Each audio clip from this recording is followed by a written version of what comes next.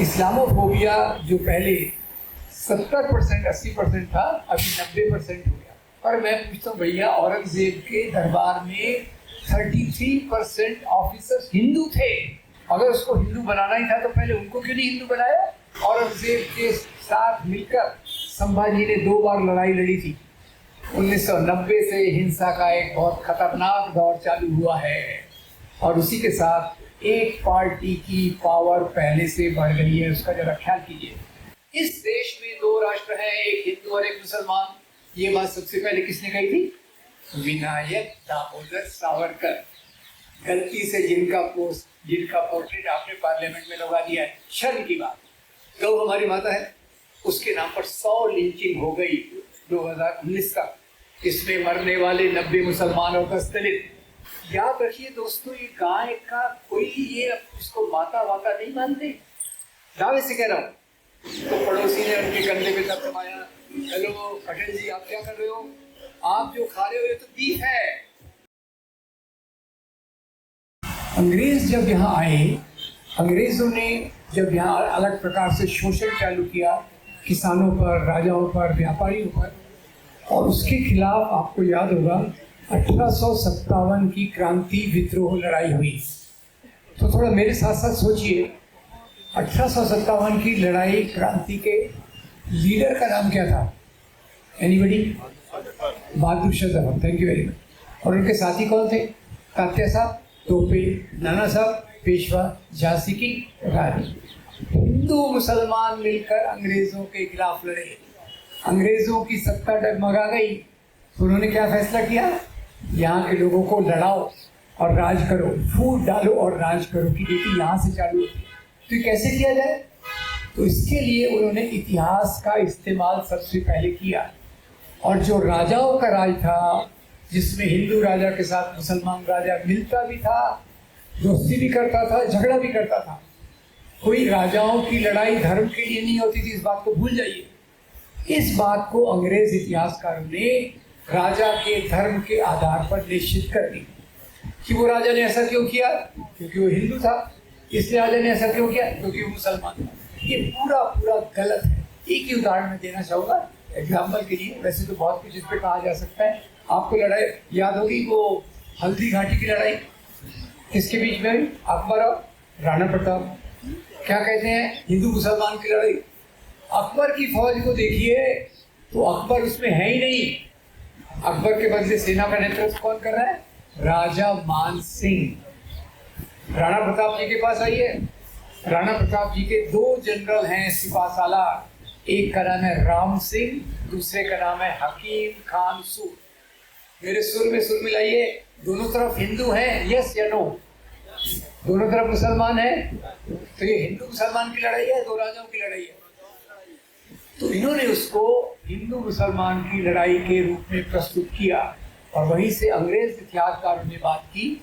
उस इतिहास को लेकर आगे सांप्रदायिक ताकतें चली। कौन सी सांप्रदायिक ताकतें थी जंगे आज़ादी में? एक तरफ मुस्लिम लीग, एक तरफ हिंदू महासभा आरएसएस। इन्होंने उस इतिहास को पकड़ लिया, अपने अपने राजा का गौरवान्वित किया और दूसरे राजा का खराब किया। एक बात मैं निश्चित रूप से आपको बता दूं, आज पाकिस्तान में हिंदुओं के खिलाफ बहुत नफरत है, नो इश्यू अबाउट दैट। और भारत में जो नफरत पैदा की गई मुसलमानों के खिलाफ, उसमें एक तो ये किताबें अंग्रेजों की, उनका मीडिया का मुझे पता नहीं, उस समय का मैंने रिसर्च नहीं किया, और उससे ज़्यादा इसको जिसने पकड़ा, और ये संगठन का नाम आपको गेस करना है। ये संगठन को आज, जैसे भाषा जी ने कहा, 100 साल पूरे हो रहे हैं। उनकी शाखाएं थी, यस नो? शाखाओं में कौन सा कपड़े पहनते थे? पैंट या हाफ पैंट? Half pant. चलिए, आपने पहचान लिया। तो शाखाओं में क्या पढ़ाते थे? शाखाओं में पढ़ाते थे महान हिंदू राजा, उनको सफर करना पड़ा मुसलमान राजाओं से। वो देखिए, ये मुसलमान राजा आया, लूट कर ले गया। एक ही जैसे उदाहरण हम जुबेर भाई ने दिया, उसी को मैं बता देता हूँ। महमूद गजनवी आया सोमनाथ का मंदिर तोड़ने। अब मैं इसी को सिर्फ रैशनली देखा, हिस्टोरियन के रूप में नहीं देखा। गजनवी से वो आ रहा है सोमनाथ और क्या कहता है? मैं मुसलमान हूँ, मैं मूर्ति पूजा में नहीं मानता, इसलिए सोमनाथ का मंदिर तोड़ रहा हूँ। मैंने डिटेल में स्टडी किया तो मैंने कहा, अगर आज महमूद गजनवी होता होता अगर तो बस पूछता, भैया तेरे को मंदिर ही तोड़ना था तो सोमनाथ आने की क्या जरूरत थी? रास्ते में तो कई मंदिर है, उनको तोड़ लेता।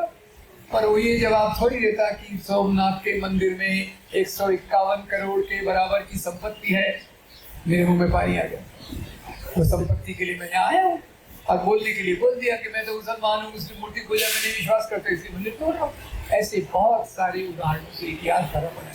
अभी अभी महाराष्ट्र में आपने देखा होगा, इस्लामोफोबिया जो पहले 70% 80% था, अभी 90% हो गया। क्यों भाई? एक फिल्म आई छावा नाम की, छावा फिल्म में औरंगजेब, पूरी 126 मिनट की फिल्म है, वेरी अनएस्थेटिक।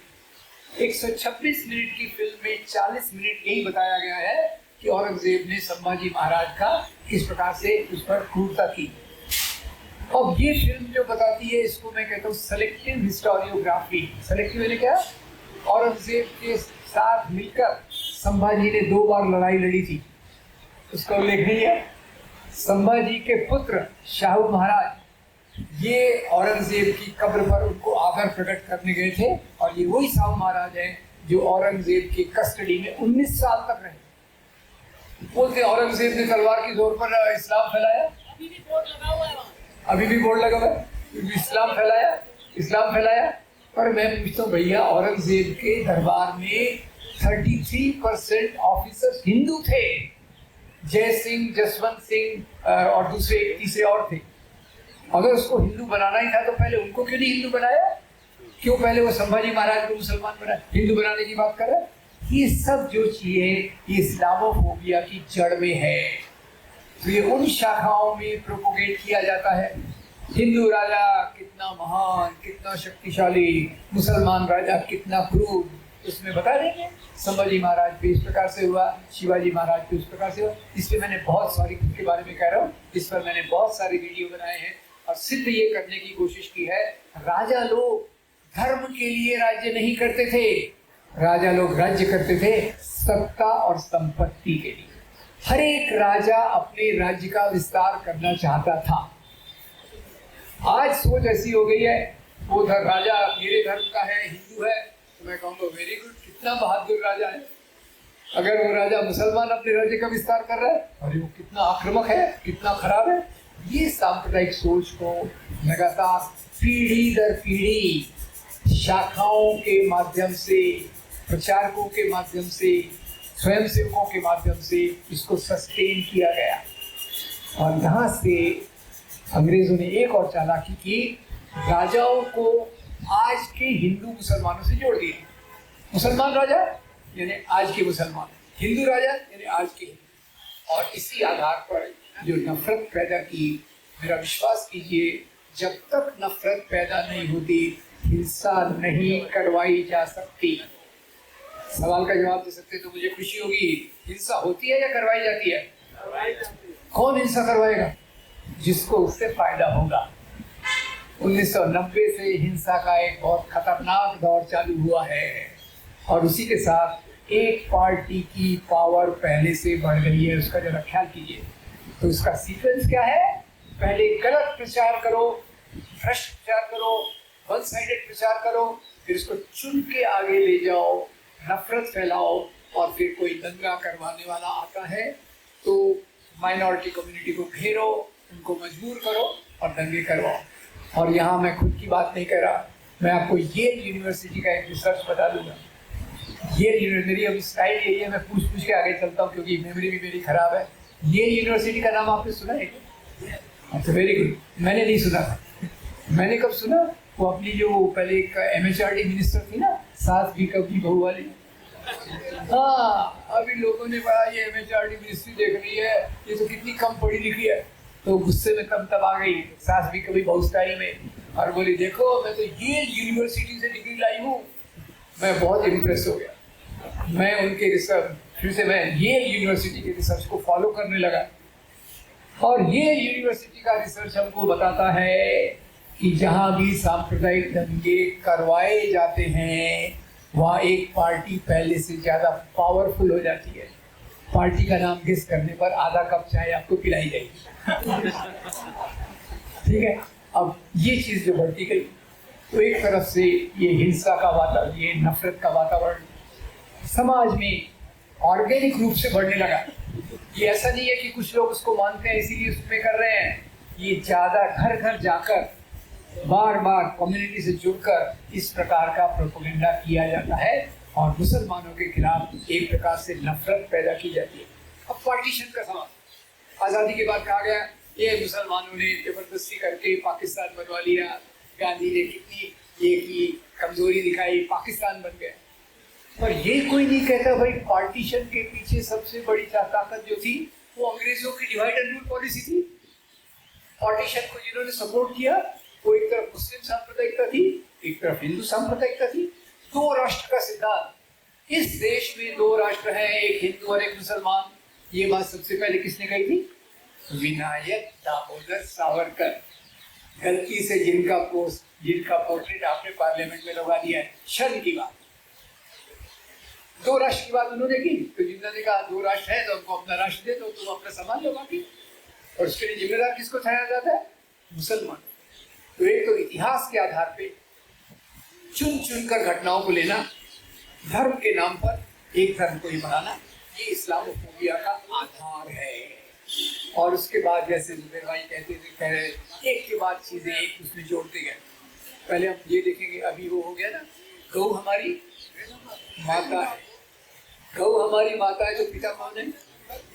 मैं कुछ नहीं कह रहा, आपने कहा होगा तो आपको माफी मांगना पड़ेगा, ठीक है। गौ हमारी माता है, उसके नाम पर 100 लिंचिंग हो गई 2019 तक। इसमें मरने वाले 90 मुसलमान और 10 दलित। तो मैं स्टडी करने लग गया भैया बीफ का मामला क्या है, गौ पवित्र माता कैसे बन गई। तो सबसे पहले विवेकानंद की किताब पढ़ी, lectures from Almora to Chicago. उसमें स्वामी जी कहते हैं वैदिक काल में बीफ खाया जाता था। ये जहाँ प्रोफेसर उसको कंफर्म करते हैं, वेदों में ऐसे वाक्य हैं, अथोमन्नम व्यागौ, जिसमें गाय का ये। खैर, ये भारत के इतिहास का जो मुख्य केंद्र बिंदु है वो एक तरफ है बौद्ध धर्म के मूल्य, मानवतावाद के मूल्य, और ब्राह्मणवाद के ऊंच नीच के मूल्य। ब्राह्मणवाद कमजोर होने के बाद वापस आया, उसने गाय को अपना प्रतीक बना लिया, और यही प्रतीक के दौरान के लिए आज़ादी के आंदोलन में भी कुछ समस्या हुई और अभी उसको रिवाइव किया गया। याद रखिए दोस्तों, ये गाय का कोई ये उसको माता वाता नहीं मानते।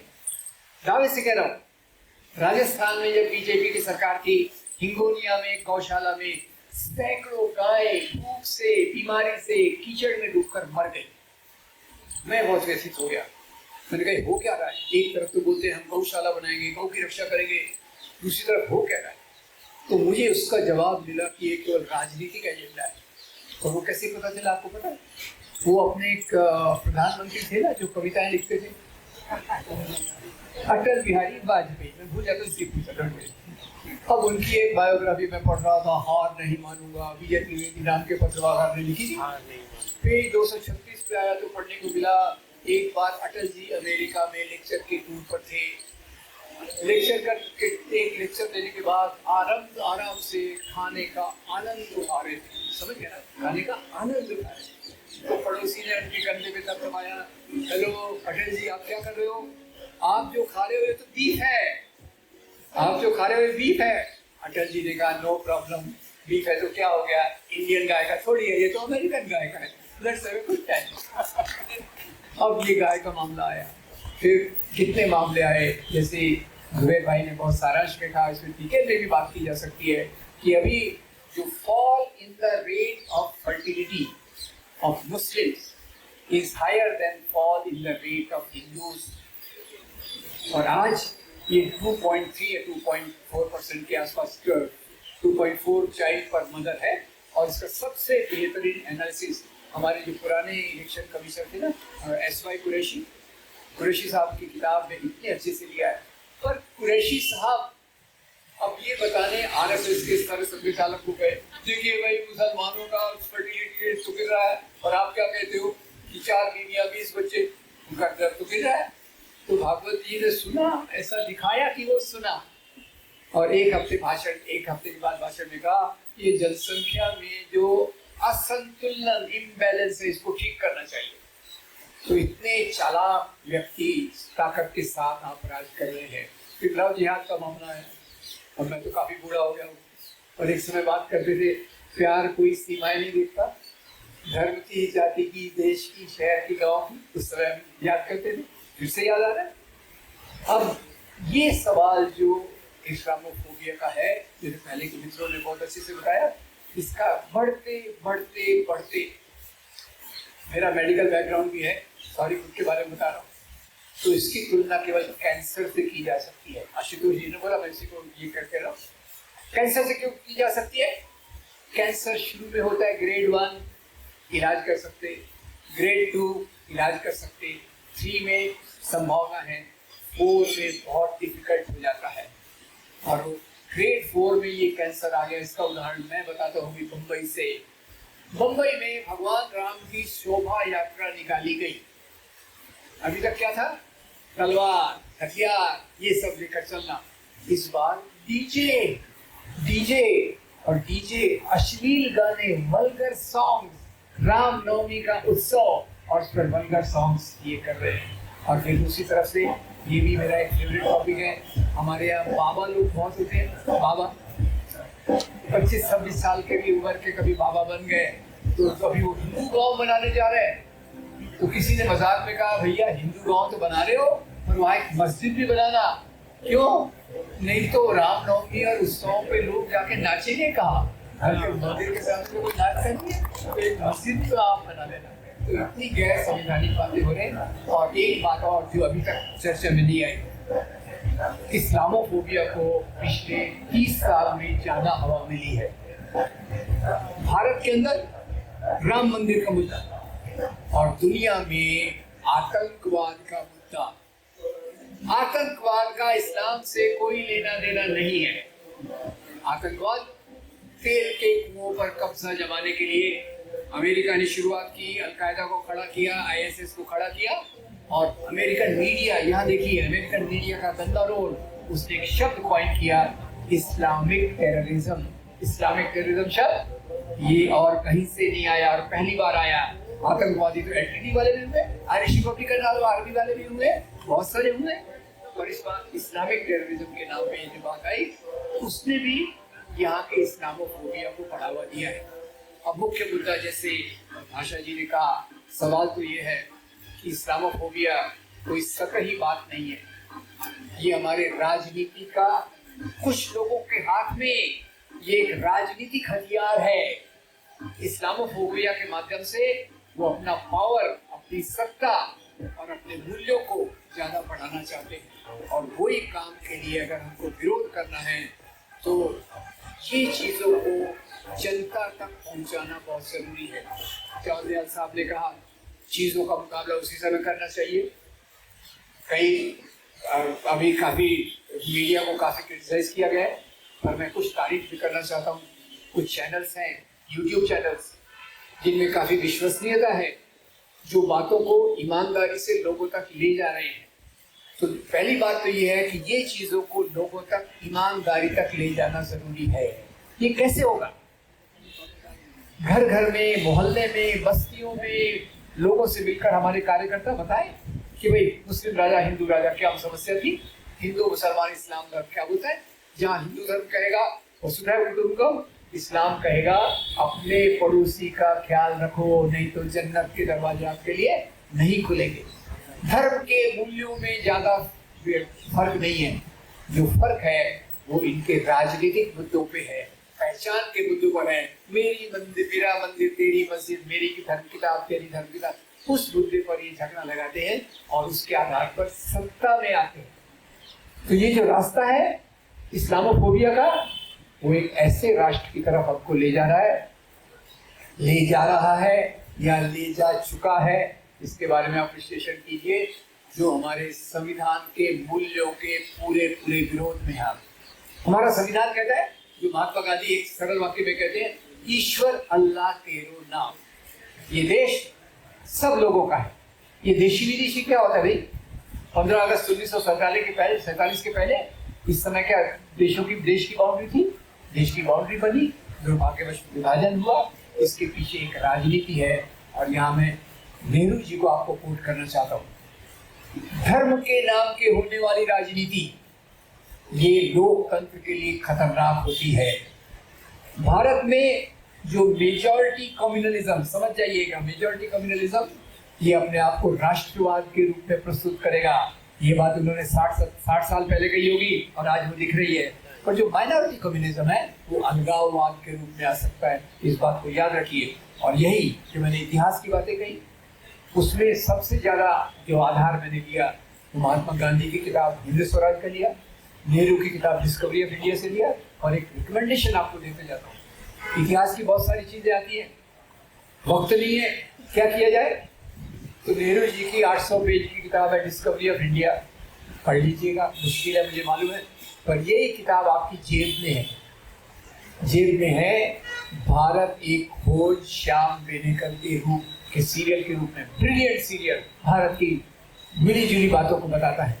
आज ये कोई नहीं बताता कि कैसे अभी जो त्यौहार मनाए जा रहे हैं, हिंदू अलग है, मुसलमान अलग है। मुझे बहुत खुशी हुई कि अशोक कुमार पांडे जी अभी यहाँ नहीं चले गए जल्दी, पर उन्होंने भी इफ्तार पार्टी का शायद आयोजन किया था।